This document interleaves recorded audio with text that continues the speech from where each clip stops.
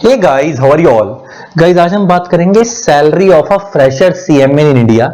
Average salary की एक CMA बनने के बाद आपकी एक एवरेज फ्रेशर की सैलरी कितनी लग जाती है, क्योंकि ये बहुत सारे लोगों का क्वेश्चन आता है मेरे पास। जैसे कि आप लोग जानते हैं कि मैं सीएमए की फैकल्टी हूं, लॉ की और ऑडिट की। सीएमए के इंटर के बच्चों को, फाउंडेशन के बच्चों को, फाइनल के बच्चों को मैं लॉ पढ़ाता हूँ एंड इंटर के बच्चों को मैं ऑडिट भी पढ़ाता हूँ। तो इसमें बहुत सारे बच्चे हमारे पास जब पढ़ते हैं तो आते हैं कि रमन सर, एक सीएमए की फ्रेशर की सैलरी कितनी लग जाती है? बेटा वैसे ना, क्वेश्चन तो केस टू केस वेरी करता है, लेकिन अगर मैं एवरेज सैलरी की बात करूं तो वो 6.5 से 7 लाख रुपए पर एनम होती है।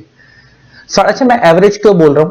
क्योंकि कुछ कुछ सीएमए की सैलरी इससे भी कम लगती है। कुछ कुछ सीएमए मैंने ऐसे भी देखे जिनका 3-4 लाख रुपए का पैकेज लग रहा है, 25-30 हजार रुपए महीना।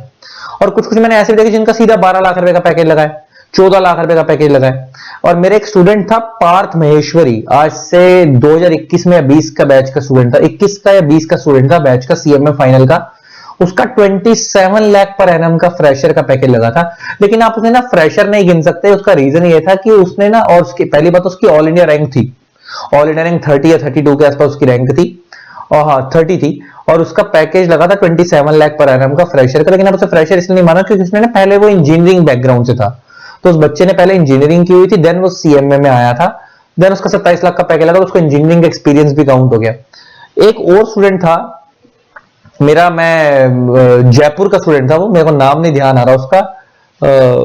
मेरी उस बच्चे से बात भी होती है यार, और बताओ वो कहेगा कि रमन सर मेरा नाम भूल गए। वो भी रैंक होल्डर बच्चा था और उसकी भी सेम रैंक थी, ऑल इंडिया रैंक 30। उस बच्चे का पैकेज था 12 लाख रुपए साल का। मैं उसका नाम स्किप कर गया, अभी मेरे माइंड से भी आएगा तो मैं बताऊंगा। उस बच्चे का 12 लाख रुपए का पैकेज लगा पर एनम का, फ्रेशर का पैकेज। तो ऐसे बहुत सारे बच्चे मेरी नजरों के अंदर जिनका 12 लाख, 14 लाख, 16 लाख, 18 लाख भी लगता है। लेकिन ये ना एक्सेप्शंस होते हैं, क्योंकि ये रैंक होल्डर्स होते हैं, ये कम होते हैं। तो हम नॉर्मल बंदे के सबसे बात करते हैं, आपके और मेरे लिए, कि अगर नॉर्मल बंदा है तो उसका एवरेज पैकेज कितना लग सकता है। तो बेटा आप ये मान के चलो कि 6-7 लाख रुपए तो नॉर्मली लग जाता है। अगर आपके कम्युनिकेशन स्किल, देखो जब भी आप किसी पैकेज पे लेने जाते हो ना, तो आपका पैकेज ना बहुत सारे फैक्टर पे डिपेंड करता है। आपकी कम्युनिकेशन स्किल्स कैसी हैं। एक मिनट रुको गाइस, एक मिनट रुको, एक मिनट।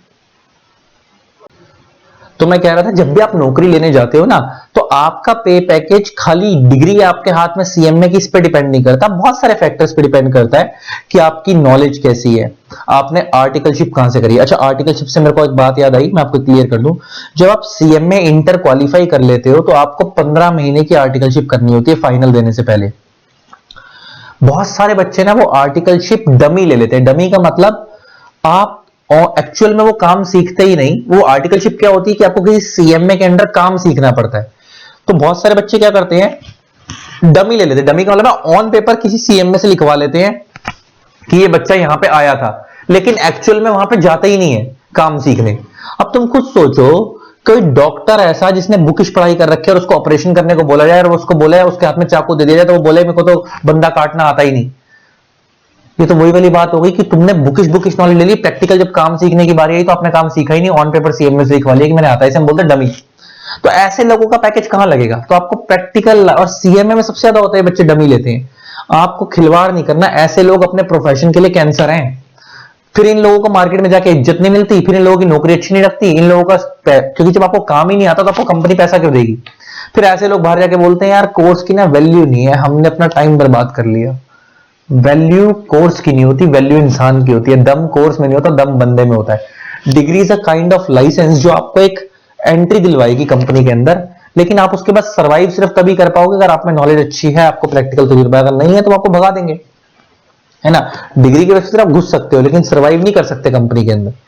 तो ले देखिए, ध्यान रखना है कि अच्छा। और दूसरी चीज ये होती है कि मैंने बोला ना, खाली डिग्री के अलावा बहुत सारी चीजें होती हैं। आपकी कम्युनिकेशन स्किल्स कैसी हैं, आपकी प्रेजेंटेशन स्किल्स कैसी हैं, आपकी पर्सनैलिटी कैसी है, बहुत सारे फैक्टर्स पे डिपेंड करता है कि आपका पैकेज कितना लगेगा। अगर आज मैं 10 सीएमए सेम परसेंटेज के साथ, सबको सेम अटेम्प्ट में क्वालिफाई अगर हुए हैं और सबकी परसेंटेज भी सेम है, स्टिल 10 के 10 का पैकेज सेम नहीं लगेगा, क्योंकि आपका ड्रेसिंग सेंस कैसा था, आपकी पर्सनैलिटी कैसी थी, आपकी कम्युनिकेशन स्किल्स कैसी थी, इन सारे फैक्टर्स पे आपका पे पैकेज डिसाइड होता है। आपका आर्टिकलशिप आपने कहां से की थी, इन सारे फैक्टर्स पे आपका पे पैकेज डिसाइड होता है। तो कम्युनिकेशन स्किल्स का मतलब, जब मैं बोलूं तो देखो, मैं ये बोलूं तो कम्युनिकेशन स्किल का मतलब नहीं खाली इंग्लिश अच्छी होनी चाहिए। आपकी जो भी लैंग्वेज है, हिंदी और इंग्लिश दोनों अच्छी होनी चाहिए। लेकिन इंग्लिश ना कॉर्पोरेट वर्ल्ड में लॉन्ग रन में ग्रोथ के लिए चाहिए होती है। तो बहुत सारे बच्चे मेरे पास ऐसे आते हैं जो कहते हैं सर हम हिंदी मीडियम के हैं, हमारे तो इंग्लिश पुअर है। तो बेटा कोई बात नहीं, कोई ऊपर से सीख के थोड़ी आया है। जब तक आपका कोर्स का पीरियड है 4-5 साल का, आप इस कोर्स के करते करते के साथ साथ अपनी इंग्लिश को इंप्रूव कर लो, है ना। कोई भी ऊपर से ठीक थोड़ी सीख के यार, सब धरती पे आके सीखते हैं। तो जो अगर वीक है भी तो उसको दूर करो, अपनी वीकनेस को।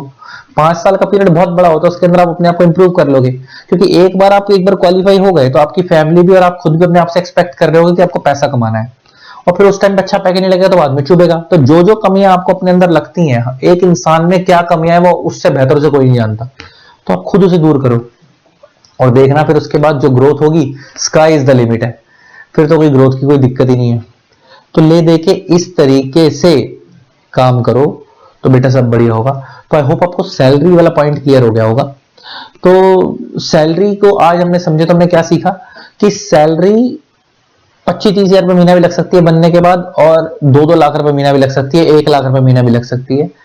लेकिन एवरेज देखा जाए तो 6-7 लाख के बीच में लगती है लोगों की पर एनम की, मतलब 50-60 हजार रुपये महीना। कुछ इससे गिरे हुए भी होते हैं, कुछ इससे ऊपर वाले भी होते हैं, तो केस टू केस वेरी करता है।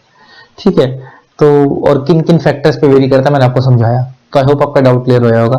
स्टिल आप किसी और टॉपिक पे अगर मेरे से वीडियो चाहते हो तो डेफिनेटली बताना, मैं उस पर भी वीडियो बनाऊंगा। आई होप आपको वीडियो अच्छी लगी होगी। इसी तरीके से वीडियोस को प्यार देते रहें। Keep loving, keep supporting. Thanks a lot, bye bye, love you all, tata. जिन लोगों ने अब तक चैनल को सब्सक्राइब नहीं करा, सब्सक्राइब कर देना, साथ में बेल आइकन को प्रेस कर देना ताकि आप लोगों को मेरे न्यू वीडियोस की नोटिफिकेशन मिलती रहे। Tata, love you all.